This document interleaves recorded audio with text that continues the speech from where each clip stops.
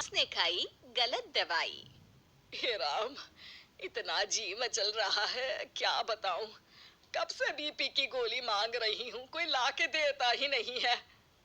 अरे माँ, अभी सुबह ही तो बीपी चेक किया था तुम्हारा, नॉर्मल ही तो आया था, तो क्या करोगी गोली खाकर? अरे तुम नहीं समझोगे बेटा, जब तुम्हारा बुढ़ापा आएगा ना तब समझ में आएगा। दवाई दवाई दवाई, कुछ इन्हीं शब्दों से रोज संध्या जी के दिन की शुरुआत होती है। लोगों को अलग अलग व्यंजनों का शौक होता है, लेकिन संध्या जी को दवाइयों का शौक है। उनके अलावा इस घर में उनका बेटा और बहू रहते हैं।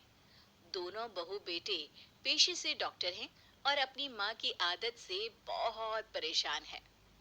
अरे बहू, पता नहीं आज कमर में क्या हो गया है, सुबह से दुख रही है। शाम को आते आते वो नया वाला मलहम और कमर का पट्टा लेती आना। माँ जी, अभी कुछ दिन पहले ही तो इन्होंने आपको ट्यूब लाकर दी थी ना। अरे वो तो कब से खत्म हो गई। और सुनो, पट्टा ना वो नया इलास्टिक वाला निकला है ना, वो वाला लाना। बहू सास की बात सुन के अपने क्लिनिक चली जाती है और शाम को उनका सामान ला कर देती है। रात को संध्या जी अपने बेटे से कहती हैं, आजकल आंखों से कुछ कम दिखाई देने लगा है बेटा, लगता है डॉक्टर से दवाई लेनी पड़ेगी। अरे माँ, पिछले महीने तो चेकअप करवा के नया चश्मा लगवाया था। अरे बेटा, वो सब मुझे नहीं पता, और मैं क्यों झूठ बोलूंगी तुमसे, हैं? किसी दिन रोड पर चलती गाड़ी से टकरा जाऊंगी तब तुम्हारी समझ में आएगा। बेटा जरा वो पेट दर्द की गोली तो देना, सुबह से पेट में तकलीफ हो रखी है। बहू ने आज खाने में लगता है मिर्ची कुछ ज्यादा डाल दी थी। आपको तो बस दवाई गोली खाने का बहाना चाहिए माँ। इतने मरीज देखती हूँ मैं रोज, पर कोई आपकी तरह जिद नहीं करता है। एक दिन संध्या जी फोन पर अपनी किसी रिश्तेदार से बात कर रही होती है। और ममता, तुम्हारा घुटनों का दर्द कैसा है अब? तुम तो वो लाल वाला तेल लगाया करो, बड़ा आराम मिलता है उससे। हाँ। हाँ दीदी, और बाकी सब कैसे हैं? अरे बाकी सब तो अच्छे ही होंगे ना, मुसीबत में तो सिर्फ अकेली मैं ही हूँ।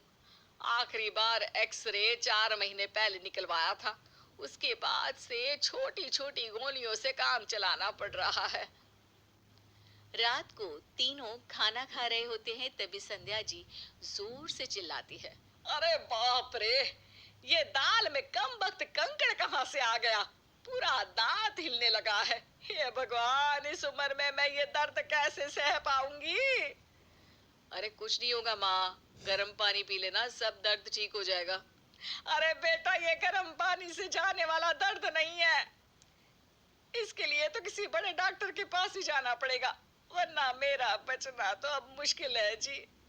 तू जल्द से मुझे कोई दर्द भगाने का इंजेक्शन दे दे, या फिर बड़े डॉक्टर के पास ले चले। ये लीजिए माँ जी, आप ये पेन किलर खा लीजिए, सारा दर्द भाग जाएगा। अरे बहू, ये इतनी सी गोली से कुछ नहीं होगा, मैंने कहा ना, इंजेक्शन लगाना पड़ेगा, या फिर बोतल चढ़ानी पड़ जाए शायद अब मुझे। इसके बाद सब सो जाते हैं, लेकिन अगले दिन सुबह संध्या जी जोर से चिल्लाते हुए उठती है। अरे मुझे दवाई दो, दवाई दो, मुझे इंजेक्शन दो, गोलियां दो, कफ सिरप, पेन किलर, मालिश तेल दो, आंखों के ड्रॉप्स दो, दर्द की ट्यूब दो। ये सुनकर बेटा और बहू भागते हुए संध्या जी के पास जाते हैं। माँ जी, आप ठीक तो है ना? हाँ माँ, ये एकदम से क्या हो गया तुम्हें? मैं अब कब तक जिंदा रहूंगी बेटा, कोई भरोसा नहीं है, रात भर नींद नहीं आती है मुझे। दोपहर को संध्या जी अपनी पड़ोसन के घर जाती है और हमेशा की तरह अपनी बातें शुरू कर देती है। अरे आओ संध्या दीदी, कैसी हो? अरे क्या बताऊं, पूरे शरीर में ऐसा कोई पुर्जा नहीं जिसमें दर्द ना हो रहा हो, लेकिन घर में कोई सुनता ही नहीं। अब तुम्हारा बेटा और बहू दोनों डॉक्टर है, फिर भी तुम ऐसी बातें कर रही हो? अरे ये ना, आजकल के डॉक्टर किसी काम के नहीं है, ना इंजेक्शन देते हैं, ना ज्यादा दवाई गोली, बस दूर से हाथ लगा देते हैं और वापस घर भेज देते हैं। हमारे जमाने की तो बात ही कुछ और थी। अभी पिछले महीने मेरी जिठानी एक डॉक्टर के पास गई थी। वहां उस डॉक्टर ने उसे लाल रंग वाली गोलियां दी थी। 2 दिन में वो बिस्तर से उठकर दौड़ने लगी थी। मैं तो कहती हूँ तुम भी अपने बेटे के क्लिनिक में से चुपचाप वो लाल रंग की गोली ले आओ। फिर देखना, तुम भी रेस में दौड़ने लायक हो जाओगी। हाँ। घर पहुंचती ही संध्या जी किसी के घर पे ना होने का फायदा उठाकर चुपचाप अपने बेटे के क्लिनिक में जाकर वहां रखी लाल रंग की गोलियां उठा लेती हैं और अपने कमरे में जाके खा लेती है और सो जाती है। रात के वक्त बहू सास के कमरे में दूध देने जाती है और वहां वो लाल रंग की गोली का पैकेट देखती है। जोर से अपने पति को वो आवाज लगाकर बुलाती है। अरे क्या हुआ अंजलि, क्यों आवाज दे रही हो? ये देखो, तुम्हारी मम्मी जी का कमाल। तुम्हारे क्लिनिक में जाकर बिना बताए ये एंटी हेयर फॉल की गोलियां लेकर आ गई।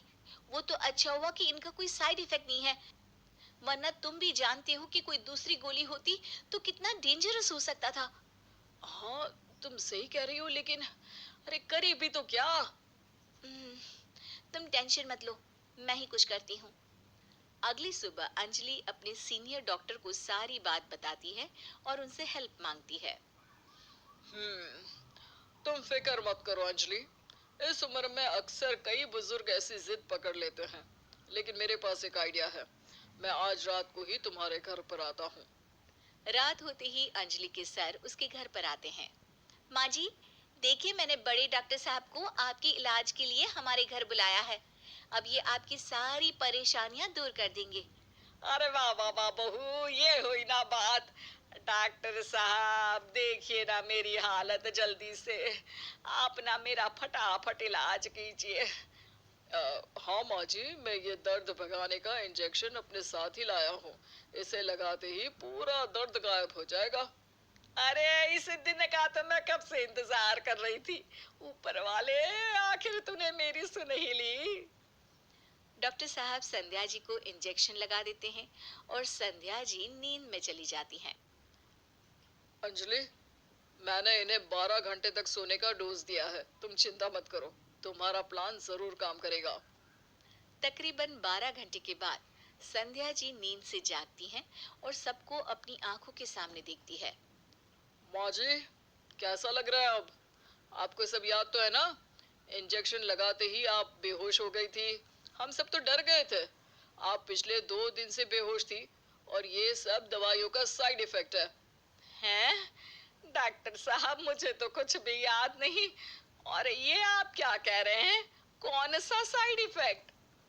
माँ जी, आपने यदि कोई भी दवाई गोली अब बिना किसी कारण के खाई ना, तो डॉक्टर से पहले आपको यमराज से अपॉइंटमेंट मिल जाएगा। फिर कितना भी बड़ा डॉक्टर क्यों ना हो, वो भी कुछ नहीं कर पाएगा। इसीलिए आज से बिना फालतू की सारी गोलियां खाना बंद।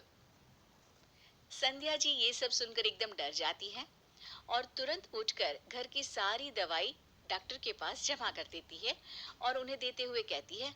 ये लीजिए सारी दवाई, किसी जरूरतमंद को दे देना। अब से ना बाबा ना कोई दवाई नहीं। बस, जो इलाज डॉक्टर नहीं कर पाए वो इलाज बहू ने कर दिया था।